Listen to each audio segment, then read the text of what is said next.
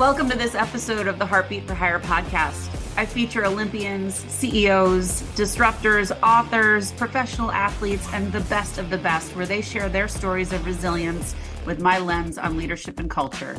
Let's get started. Greetings and welcome to this episode of the Heartbeat for Hire podcast.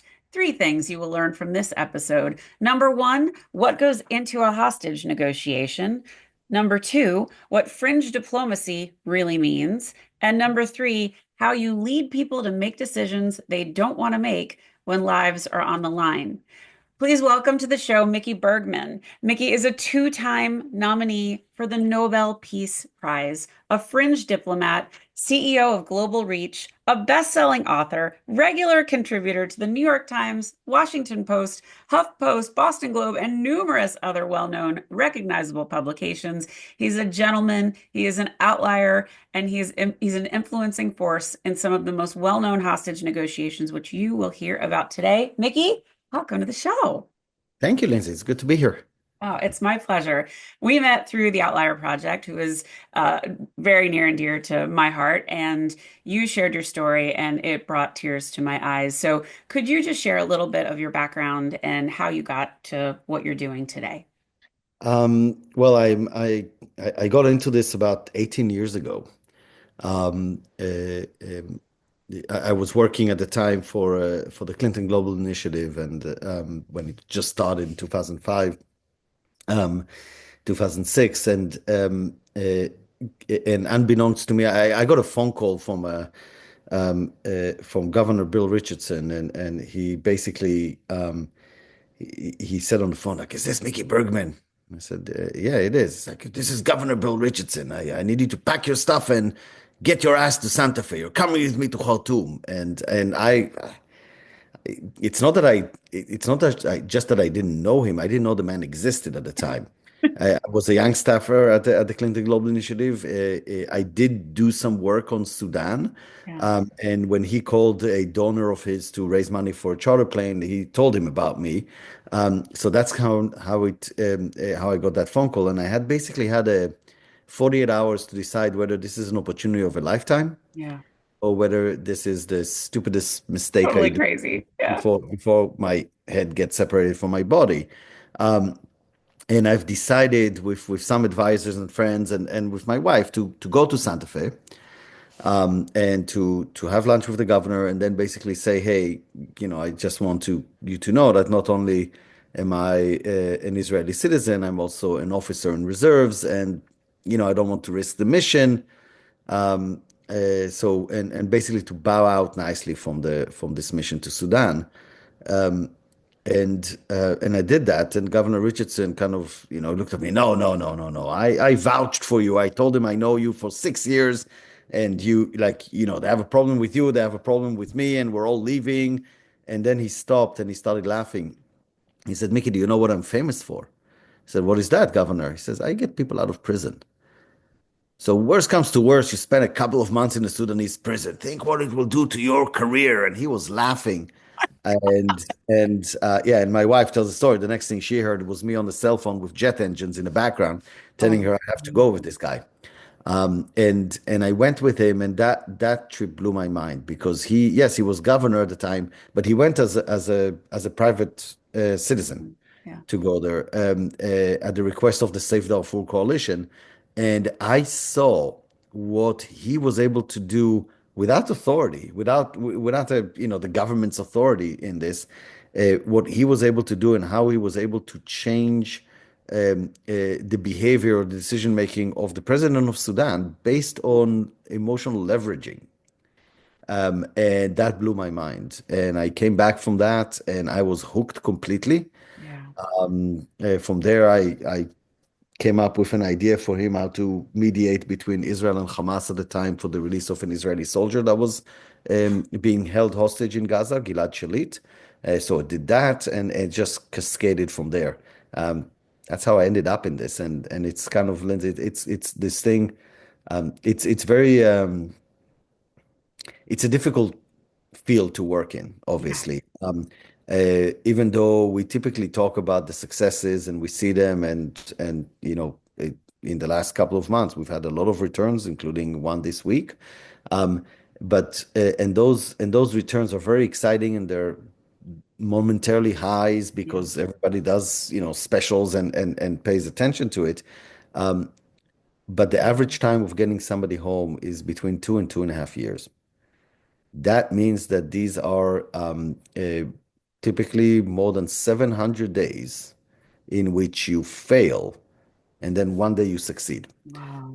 And that part is hard. But once you have seen the impact of somebody coming home and to their families Yeah. and what it means to their families that I get to know really, really well through that process, you can't look away. Yeah.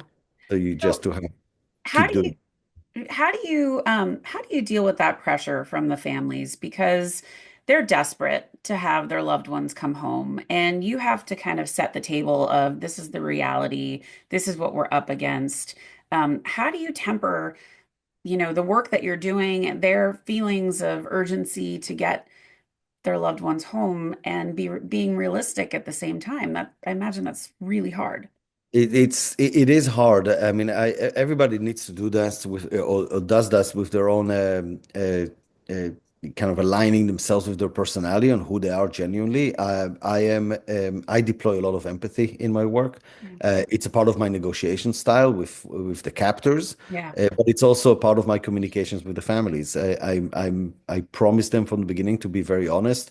That means that I respond to them whether I have good news, whether I have no news, or whether I have bad news. Yeah. And people, not for any, not for any bad reason, but typically when you don't have good news, or if you don't have news at all, you Stay almost quiet. want to Yeah. you avoid the Yeah. conversation because you don't feel it doesn't make you feel good. But the truth is, people just want to communicate, That's and right. it's okay to tell them, "Hey, we don't have anything new," or even to tell them that we have some bad news on this, and being very honest, but being there for their venting, being there, when they need to punch. And the funny thing about it, is that the prisoners themselves or the hostages themselves, I rarely meet them. No, because they don't even know what you're doing. No, they don't know what I'm doing. And by the time they have an opportunity to know that, I'm no longer relevant in their lives. Right. But the families, oh, We're we so know very, grateful. very well. And a lot of them become lifelong friends Of course. because you're with them in the highs and the lows of this. So it is that's the way you kind of like I refer to this as like my family or families. Yeah. Uh, yeah, almost because that's how it feels. And when you get attacked for something, because this work, you trust me, people use you as a punching bag politically, right and left. They're the ones that call you quietly and say, "Hey, just to remind you when you're down, like you're the reason why our loved one is back home," and things like that that hold you together. Well, Um, so important. but the point is to be very honest. To me, is be very honest, be very empathetic with the families, and they know that we have in this business. I've been doing this for almost 20 years, so 18 years. There's two cardinal truths about hostage negotiations that I've learned. The first one is that the deals never get better. No. They just never get better over time. We tell ourselves stories, we spin it off politically, Sure. but the truth is the deals never get better. In most of the times, they get worse. And so there's a sense of urgency. The second one is that time is the biggest enemy for the hostages or the prisoners. Mm. Now we all know that, and because we see that in Gaza on display, but it's true about Venezuela, and it's true about Russia, and it's true about North Korea, and it's true about Myanmar, and it's true about Iran, Yeah. because every single day is a day in which a disease might strike. Sure. It's a day in which a violent act might take place, just, intentional, not intentional, you get into a scuffle. Or it's a day in which somebody is mentally broken and attempts to take their own life. And Yep. all three of these things I have seen, I have witnessed and lived through with cases. And so there is that sense, knowing, especially since it takes about 2 years on average to bring somebody home, that, oh, yeah, no, we have time. No, it's urgent. No. We don't And want time. Yeah. and every day we wake up and the prisoner is not dead is a day that we need to, thank whoever it is that it didn't happen, and then work to bring them home because it might happen tomorrow. And I find that when the families understand that that's the way you look at it, It doesn't mean that you solve everything very quickly, Yeah. but they know that you act with urgency on this, that Yeah. there's no waiting unless there's no other choice. Yeah. So you coined this phrase fringe diplomacy. Can you explain what it is? Yeah, so it's something as I explained with the way I saw Governor Richardson do this as a as a private citizen. Um, it, it, it it's this space that goes beyond the boundaries and the authority of governments Hmm. in international relations. And so it gets occupied, in my mind, by civil society, by academics, by artists, by businessmen, musicians, all of that stuff, all elements of civil society that hopefully share the same interests as governments do of having a more peaceful and prosperous and stable world. Except that as private citizens of civil society, we have a weakness in which we don't carry the authority of governments. Yeah. However, we have a huge advantage. We don't carry any of the procedures and Yeah, processes, you're way more nimble. choreography Yeah. of government. So fringe diplomacy then allows you to work on the layer that is neglected by Yeah. politics or diplomacy, and that is the human level. It's a human connection. It's a human relationship. And there are two types of activities for us in fringe diplomacy. The first one is engagement, and the second one is intervention. Mhm. And intervention is when typically ends up with a political prisoner coming to be released or some sort of an agreement to stop a violent conflict. And everybody loves intervention Mm. because it's tangible, it's Sure. quick, something to show for, and you get the media pays attention to it. It's sexy. The issue with interventions is that they cannot happen without years of engagement. Hmm. Because in the middle of a crisis, it's really hard. It's not impossible, but it's really hard to come in and start building relationships of trust when somebody that you're in a conflict with. Sure. And so we do spend a lot of time on engagement when nobody cares about that. Right. Nobody pays attention to it. And those engagements have to be worthwhile on their own because you don't just do them for the sake of interventions. These are relationships that you build. It's not sitting in lobbies and drinking martinis. It's Yeah, I coming like up. the movies. Yeah. Yeah, it's kind of the nitty gritty, like and the where the what's the saying? The rubber meets the road. Yeah. When you actually go and it's you figure out what is important. Let's say I want to engage with Cuba. You go and you figure out what are the Cubans most passionate about? What Hmm. is their priority? What do they see? What is their vision for their community? And then you try and figure out how you curate Yeah. a program and a group that doesn't go and teach them, but actually has peers that go and share stories and communicate and talk and learn from each other that way, and it builds those relationships. And so we very strategically try and pick up the places where we need to do it. Mm. Sometimes it looks like a track two kind of thing. Sometimes it looks like investment delegations or social entrepreneurship missions. We've had those in places like Cuba. We had that in Myanmar.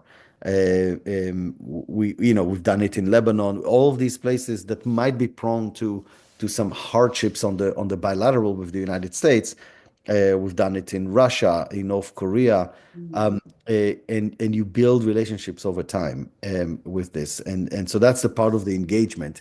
And even when I had the privilege for the first 17 years of my life of this work, my professional life of Governor Richardson, who had all these relationships because he's Yeah. been doing it for decades. Yeah. So we capitalized on those. But over time, you have to maintain them. You have to figure out the new people. You have to build them. And especially since he passed away a year and a half ago, we've had to invest and find Uh, more ways of connecting and making those connections so we can actually help when it comes well, to intervention. and I imagine that, like you said, the people are changing, the governments change, who's in control, and that changes who you can work with and who has power. So I'm curious, in the last, 18 years that you've been doing this, are you seeing a shift of there's more hostage activity now? I mean, it's really hard to discern with the media. So I'm curious, has it been ratcheted up, or are we just hearing more about it? Or is it still the same as it's been and it's just getting more notice? Yeah, I'll say first. Let me. Governor Richardson used to love to joke about the fact that he say, "Oh, you have to change. People change. You need to work with them." And he says, that's why he used to love to work with authoritarian leaders, Mm, because number one, they don't change very often. mm-mm. They stay there for a while, so the relationship lasts. You'll have several rounds with them. And second, in an authoritarian structure, you only need to convince one person. Mm-hmm. In democracy, Oh, republic committee. Yeah, things like there's you have to pass a bunch of things.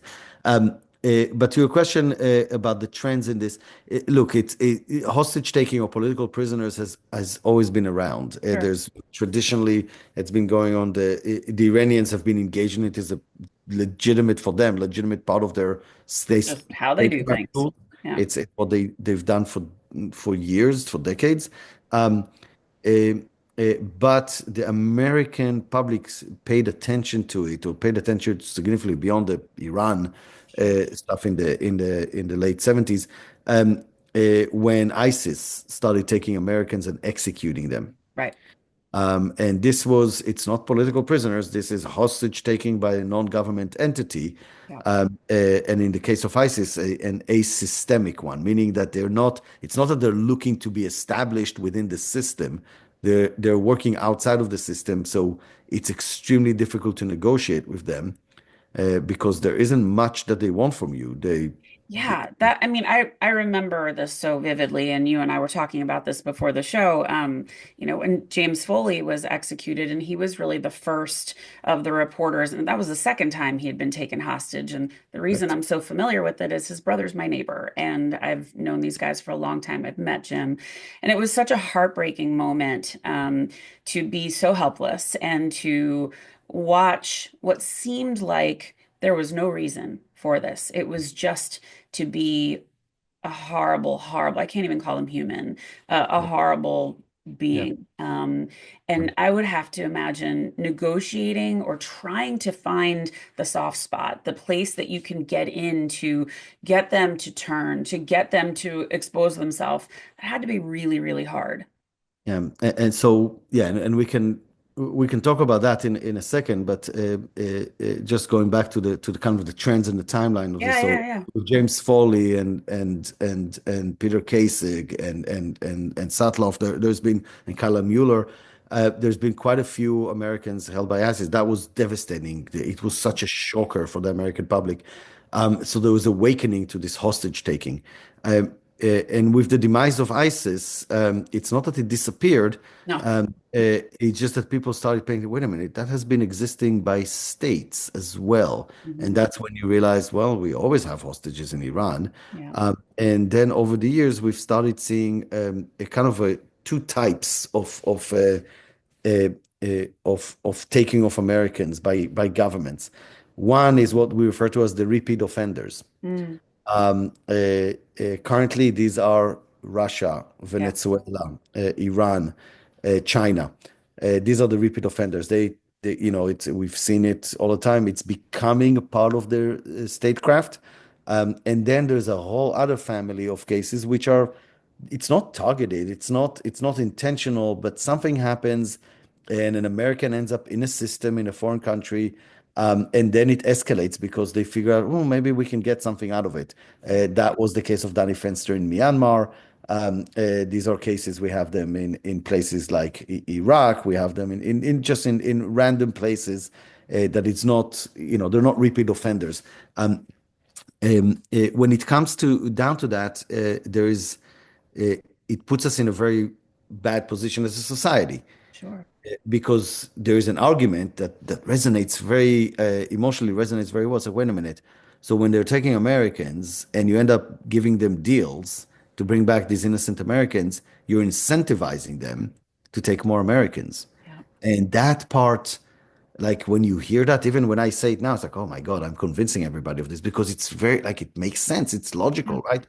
Uh, there are two problems with that in the way I see it. Number one, the data itself doesn't show any correlation between the way cases are resolved and the number of Americans being taken after. Um, uh, but more importantly, because that data I think can change, and maybe it has shifted lately. The more important thing for me is the moral one, the ethical obligation. Because instead of looking at it and saying, well, we're releasing guilty people in return for innocent people, that's not fair. I try to solely focus on the fact that these Americans are being held because they're Americans, because they're carrying a blue passport, and we have a responsibility to get them home to their families. Yeah. And even if it costs us things that are not fair, Mhm. uh, the drug dealer or an arms dealer or dangerous people, intelligence people, because I think as a country and as a society, we're strong enough to be able to deal with the consequences of that release Mm. for the sake of our innocent people. Yeah. And I'm not saying that we shouldn't have deterrence. We absolutely should, and we should come up with that. And I'm sitting on a commission by the Center for Strategic and International Studies. It's a civilian commission that recommends, that is submitting recommendations on deterrence. The point is, deterrence has to be deployed, but it cannot be on the back of innocent Americans who are rotting in jails around the world, because that is completely bankrupt ethically. And so that's kind of the fight that we have with it. And as Americans, we're very good at celebrating somebody coming home. We're much more reluctant on the deterrence Mm. part of it. I'm really Yeah. glad you brought that up, Mickey, because I think, as people that are unfamiliar with hostage negotiations, and all you get is those sound bites from the news, Yeah. in Brittany Griner's case, or some of the Gaza hostages, and you hear, okay, 100 war criminals are going to be released. It's really hard for a citizen to say, how is that fair? Everybody uses that word fair. But I love that you went there and you're talking about, no, it's an American life, and it's not a scale. It's not one to one. It's we have to get them home. And I'll be the first one to admit, look, first of all, for me, it's something that we struggle with every case. People think, oh yeah, no, he's just, they're just going and giving people what they want. It's like, no, this is a struggle, Yeah. and it's a value, it's a collision of values constantly, and you have to figure out where you stand on this. But I'm the first one to say these deals, they suck. They're Yeah. not fair. They're not right. Mm-mm. But they are the only thing for us at times to bring back these innocent Americans. What's less right is Mhm. to have an innocent American die in a foreign prison Right. because we're unwilling to release some low-life criminal Hmm. in this, especially since we have, and that's the part for me on deterrence, we should have the ability to trace, to tap, and if needed, to bring back the people, the criminals that are releasing all of this. Yeah. And that's pretty controversial to say because there are consequences to that, and I understand it. But my point is that if this is the national security crisis that we claim it is, and I think it is, Yeah. we need to do something pretty bold in order to start putting a dent at this and changing calculations of people. For example, when people come back home, we don't really debrief with them. When our hostages come home, on who are the guards that wronged them, Yeah. who are the judges that wronged them, who is the minister, not in order to put sanctions. Those countries that take Americans typically are most sanctioned They're anyway. already getting sanctioned. Yeah. Uh, what about indicting the people who wronged individually, Yeah. indicting in use courts? And yes, you'll say, well, they don't recognize the Why American don't we jurisdiction. do that? That's fine. They don't recognize the jurisdiction. That's fine. But you know what? Now you put a red notice on them. Suddenly, the guard from Venezuela cannot go to Colombia on vacation with their family because they might be extradited to the U.S. And if you need to extract somebody and bring them to justice, one, two, three of those people, you're starting to send a message. So Yeah. even if Americans are held, nobody will want to treat them badly Mm-mm. because they know that they'll be indicted after. So there's a lot of stuff. Why don't we do it? a million bureaucratic reasons. Mm. For there's I joke around. I'm not a lawyer, but there are two types of lawyers in the world: those who will tell you why you can't do something, and Mhm. those who will tell you how you can do it. Mhm.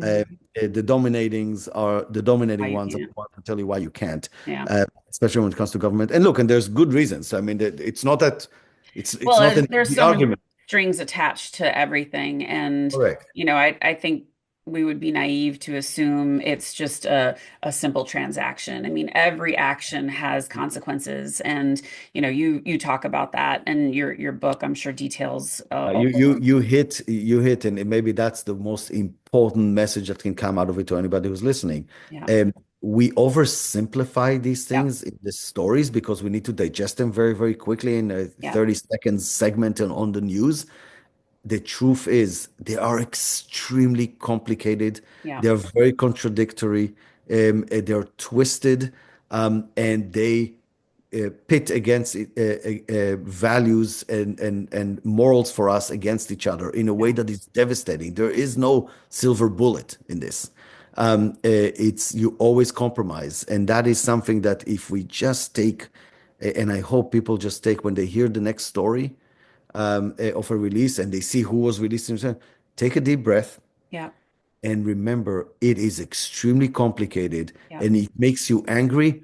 Focus and watch the videos of the person who's just been released, the American who came home. Look at the faces of their I family. always do. Imagine that being your loved one and realizing that your country just did something that is absolutely unfair and not just, not according to justice, but they did it in order to save your loved one because you are American. Yeah. That is a source of pride. It has Mhm. to be. It has to be. So, I mean, you had your hands on the Brittany Griner hostage negotiation, and of course, what's going on in Gaza. And I remember asking you when we first met, how can we have hope?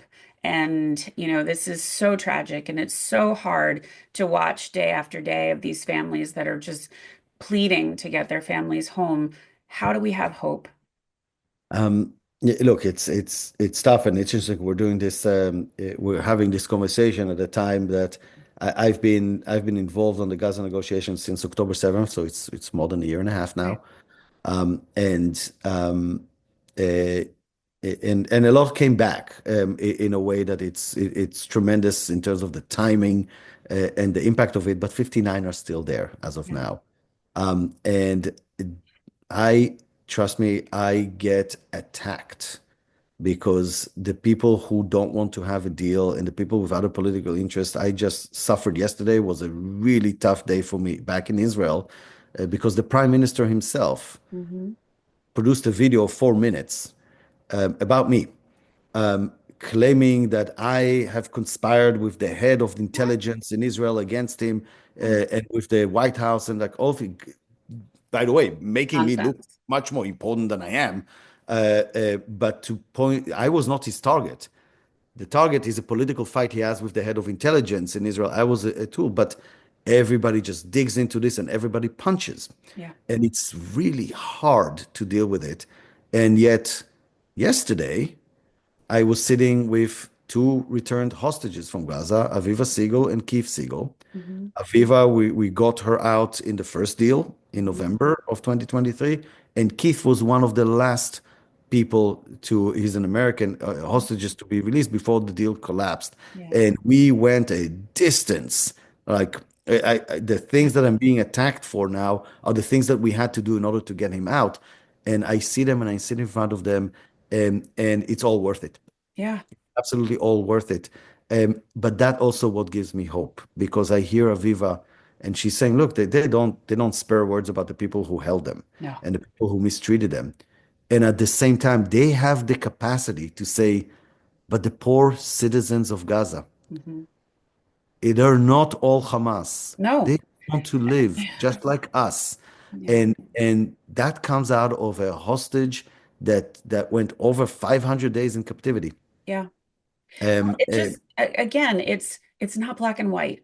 And you and I talked about how I think it's so easy to say I am anti Palestine or I'm anti-Israel, and you're blanketing an entire population of people, that's like saying, Canada hates all Americans because, of the stuff that our government is doing. That's just, it's not informed. And I think people need to do a little better in And understanding it's yeah, complicated. and again, you're hitting all the right points on this, Lindsay, because the yes, it's we're having this conversation because it's intriguing to have the hostage negotiations and how this works. But at the end of the day, the same thing that works for us in getting Americans home is the same thing that we should deploy That's right. within our community, within our Empathy. society.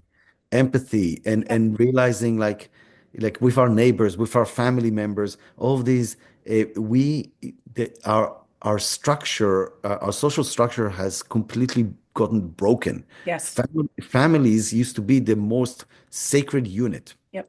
and now families get torn apart because of political positions. Right. And part of it is not because the political positions are so radicalized, but it's because of that simplicity in the way we Yeah. consume information that we're told that if you are a Democrat, then all Republicans are traitors and are Yeah. haters, Us and them stuff. It's so, and vice versa. And it's not that. And if we just spend time and realize there's so much thing like, we're Americans. We know that we want America to be a leader. We know that we want America to be the land of the free. yeah.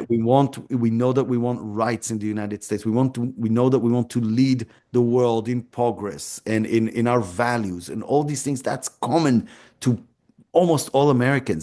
And if we just trust each other's intention, that's what we want to do. We don't want to destroy America. That's where we want to go.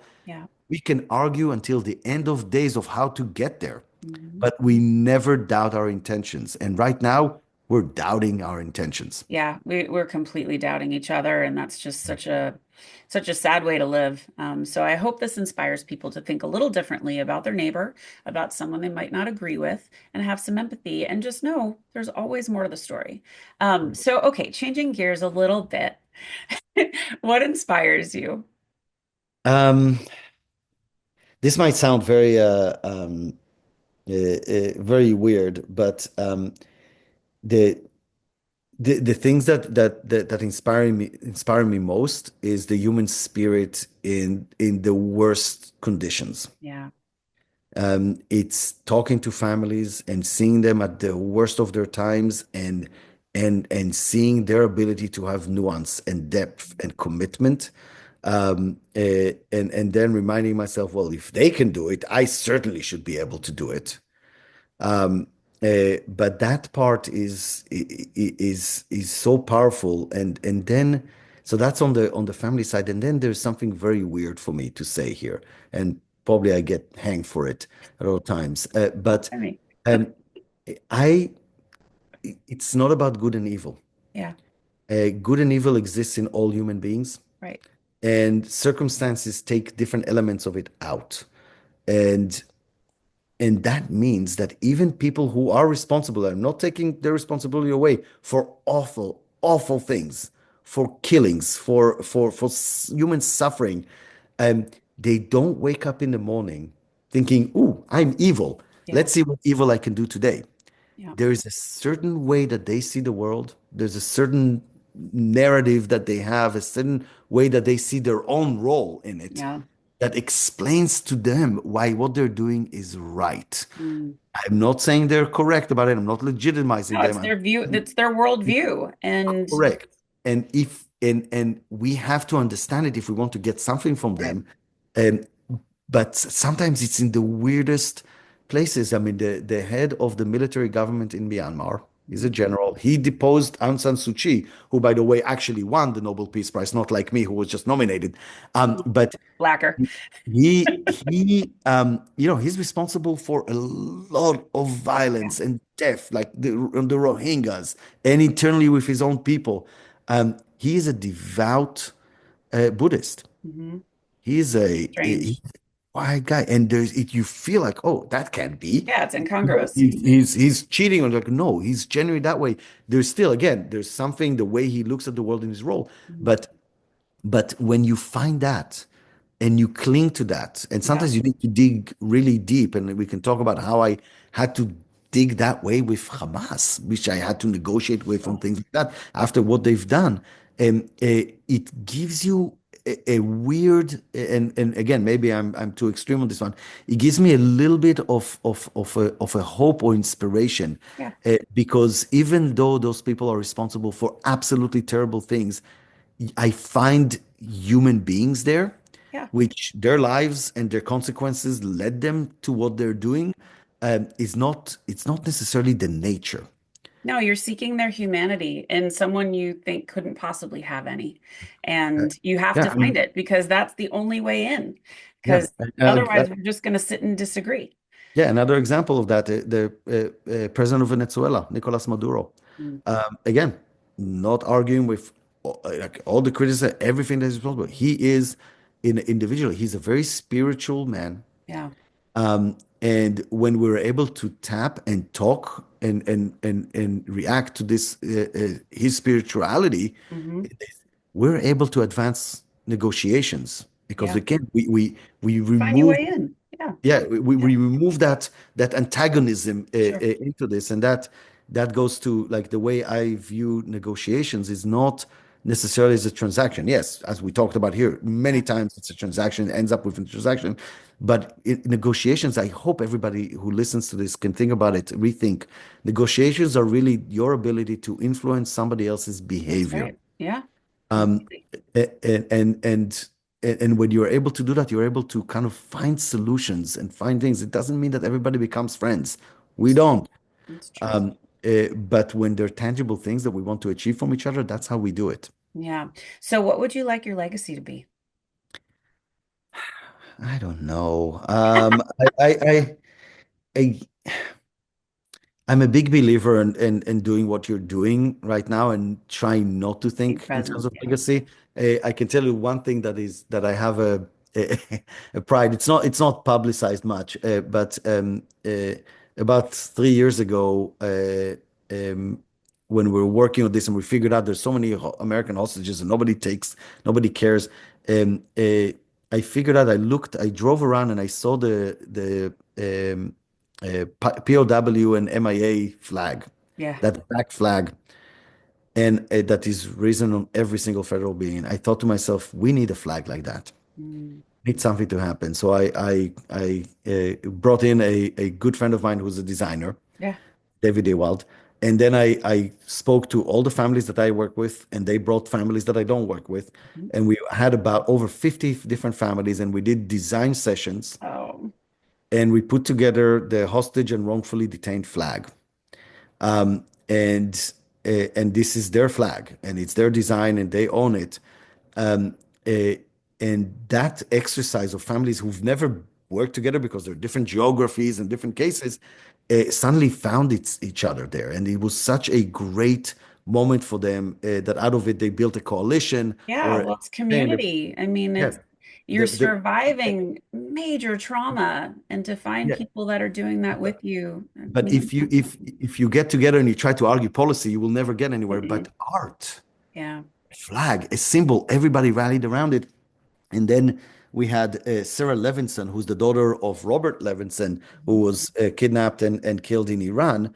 She championed it through Congress and had it pass into law. It's only the second flag in the history of the United States after the POW MIA flag that is coded into law. And it's Wow. risen over the White House, over federal buildings, on the hostage Oh, Mickey, that's amazing. National Day.